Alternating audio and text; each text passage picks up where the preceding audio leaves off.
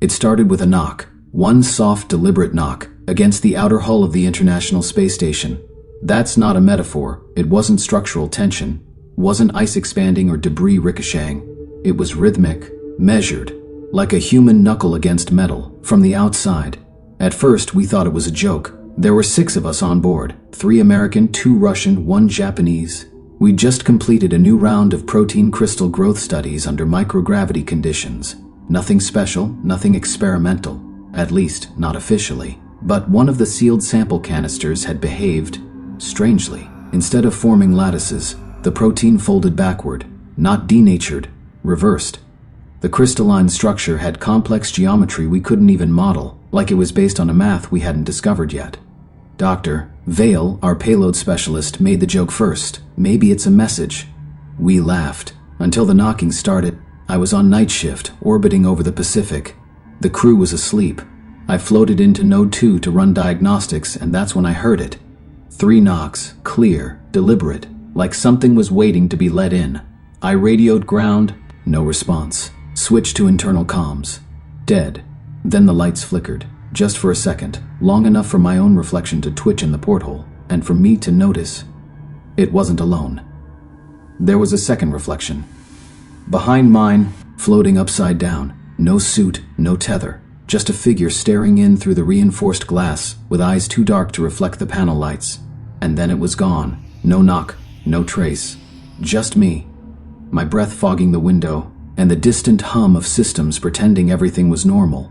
By morning, comms were back. Mission Control blamed solar interference.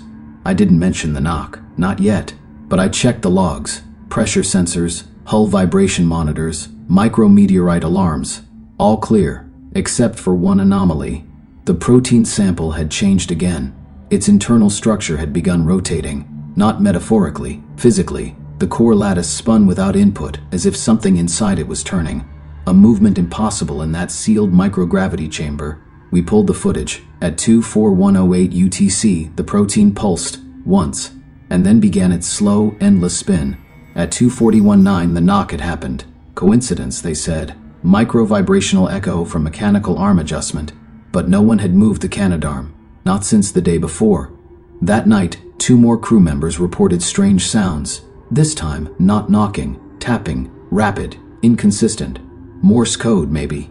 Dr. Vale tried transcribing it. After an hour, she gave up. Not because it didn't make sense, but because it did. The translation wasn't in English, or Russian. It was in base 12 glyphs pulled from a 1997 SETI signal anomaly, one dismissed as data drift. Except this one had structure, repetition, grammar. Someone or something was responding, or had always been. The third night, the protein stopped spinning. It flattened, compressed into a disk 1 micron thick, without losing mass, and something began growing inside it. Not bacteria, not crystals. Structure. Like a corridor. I'm not exaggerating. Under microscopy, the sample had transformed into a hypercondensed tunnel, twisting inward on itself with impossible perspective, depth beyond dimension, like a room you fall into by looking at it. That was when the knocking turned into knowing. We stopped hearing it with our ears. We started feeling it in our bones. A pulse, a pressure, like space itself was knocking on us. I couldn't sleep. Every time I closed my eyes, I felt the station moving wrong. Not drifting, pivoting, as if something massive had attached itself just outside our perception. Vale stopped talking. Yuri vomited blood. Kana locked herself in the airlock vestibule and whispered for 5 hours straight. The only word we caught on the comm logs? Open. Then the lights failed, for a full 7 seconds. When they came back up, the protein sample was gone. No crack in the canister, no leak. Just a note taped to the inside of the chamber, written in marker, black, still wet. 5 words, this ice the wrong side. We hadn't opened a door. We'd found ourselves on the wrong half of it. After the note appeared, this ice the wrong side, nothing felt solid. Not the air, not our routines, not even the concept of inside and outside. Space had always been silent, indifferent. Now it had a rhythm, a pattern, not like an echo, but a call and response. And something out there was waiting for us to reply. We tried to isolate the protein chamber. Too late. Whatever had grown inside it, whatever geometric impossibility had collapsed into that micron-thin corridor, was already echoing through the station's systems. The walls vibrated softly now, not always, but in intervals. Every 6 hours and 12 minutes, exactly, like a clock we didn't set. The vibrations weren't uniform, they had tone, frequency. They whispered up through the soles of our feet, into our jaws, vibrating words we couldn't hear with ears, but thoughts began finishing anyway. Let us in. You are the portal now. Mission Control claimed they couldn't detect the anomaly, but we weren't convinced they were even getting our full transmissions anymore. We'd run diagnostics, send a full bandwidth test ping. They'd respond, all green, full loop, no packet loss. But we'd left a fail phrase, embedded in the data stream just to be sure. A specific line from a forgotten poem we agreed on in training, and the blackbird taps once you dream. They never repeated it back, even when we asked directly. Yuri was the first to break. He snapped a wrench in half during a systems check. Float screamed at a comm panel until blood vessels burst in both eyes. He said he was trying to stop the vibration. But there was nothing to stop. The sound wasn't in the metal anymore. It was in us. I'd gone 2 days without sleep. Every time I drifted off, I felt like my dreams had mass, as if I were falling towards something. Vale woke up one morning with symmetrical bruises along her ribs. She said she dreamed of hands pressing inward, not from outside her body, but from her own bones, like something was trying to exit through her. And then the knocking came again. This time, from inside the Node 3 lab module, we floated in, all 5 of us silent. The lights flickered red, not failed, just reversed. It felt like we were inside a lung exhaling light. And there on the ceiling panel, written in condensation, no more sides. Only through. Then we saw it. Not a door, not a tear, a ripple. In the middle of the pressurized lab space, floating in weightless air, was a distortion in shape itself, like a mirage underwater. Except it cast a shadow. And it moved toward us, not physically. It didn't push air, didn't stir objects. But when it passed over Vale, she screamed so loud her vocal cords ruptured. Kana tried to sedate her. The syringe shattered on contact with her arm. The ripple didn't leave. It hovered in place, watching. I reached for a camera, took a photo, but the screen didn't show the lab. It showed a corridor of metal, wider than the ISS should allow. The walls were etched with symbols, not alien but painfully familiar, blueprints of ourselves. DNA mapped like machinery, joints labeled like hinges, eyes tagged as sensors V2. We weren't seeing the future, we were seeing our reverse engineering. Whoever, or whatever, was knocking, it already knew what we were for. Yuri proposed a decompression, a manual airlock purge, said we should open the exterior hatch and let the whole lab module vent, flush the ripple out into space. It made sense, in a panic sort of way. Except when we reached the hatch, the manual override was already cycling. Without input, the pressure gauge dropped too fast, but it didn't trigger alarms, because there was no breach, there was acceptance. The ISS had recognized the ripple as part of the station, and in that moment, so did we. Vale floated into it. No hesitation, no scream, just silence. She passed through like light into fog, and vanished. No trace, no heartbeat, just weightless condensation, hanging where she had been. Kana called for an emergency return protocol. We were supposed to wait for Dragon to dock next cycle, but we overrode it, prepped the Soyuz as backup. Only 4 of us remained, and only 3 seats in the capsule.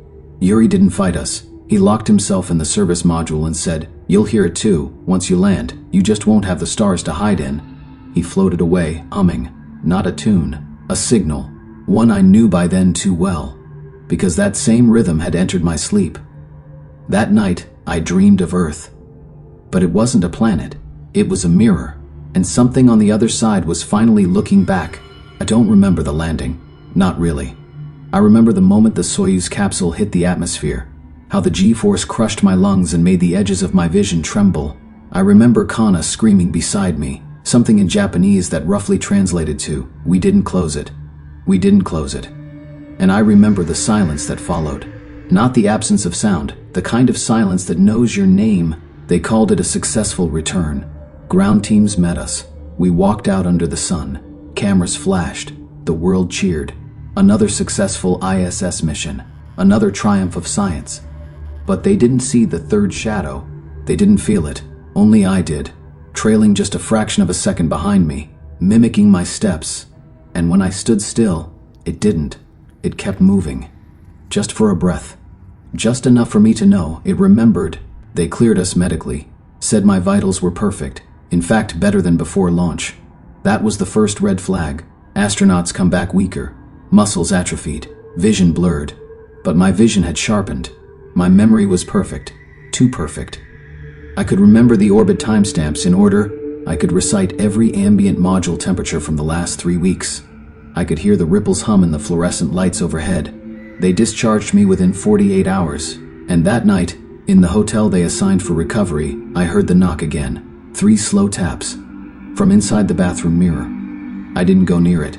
Didn't need to, because I knew what I'd see. Not my reflection, but a version of me, drifting, pupilless, weightless in a black corridor that no longer needed walls.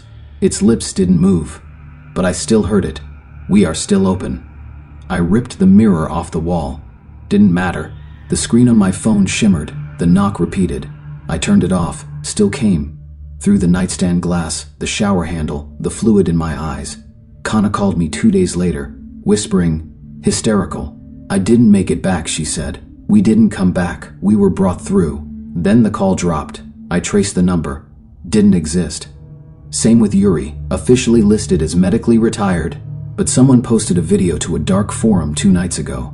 Security cam footage from a remote facility. A man floating, upright in the middle of a concrete room, not suspended, not on cables, just drifting, as if gravity didn't understand what he was anymore. His arms were out, his mouth open. From the speaker above the feed, a voice, "This is not your sky." They shut the forum down within the hour. But not before it was reposted, not before the audio was extracted. That audio? Same frequency as the ripple hum from the ISS, same pulse as my heartbeat. It wasn't the knock that followed us. It was the portal itself. Not a place, not a thing. But a condition. Once opened, it doesn't close. It remembers the coordinates. It memorizes the vessel, and when the environment changes, it adapts. The ripple wasn't a door. It was a version. A state of matter so alien we only ever saw it as geometry folding incorrectly. But now I see it everywhere. The clouds don't curve right. Birds pause mid-flight for a frame or two before resuming. I walk past mirrors and see my reflection lagging behind just for a beat. It's not me anymore. It's something trying to learn how to be me. I've stopped sleeping. Every time I drift off, I float again. Not in dreams, in orbit. But the stars aren't stars anymore. They pulse. They blink like eyes. They knock. And I know what they want. They want to come through. And I already said yes when I touched the chamber, when I watched Vale disappear, when I saw that note, "This is the wrong side," and didn't scream. We're all ports now. Skin is just a translucent seal. Sleep is just time off duty. And the ripple is awake. I hear it now. In concrete, in signal static, in the gaps between words. And when I breathe, I feel air curling the wrong direction down my throat, as if exhaling back towards something that was waiting inside my lungs all along. So if you hear the knock, no matter where you are, don't answer. Not because it's dangerous, because you already did.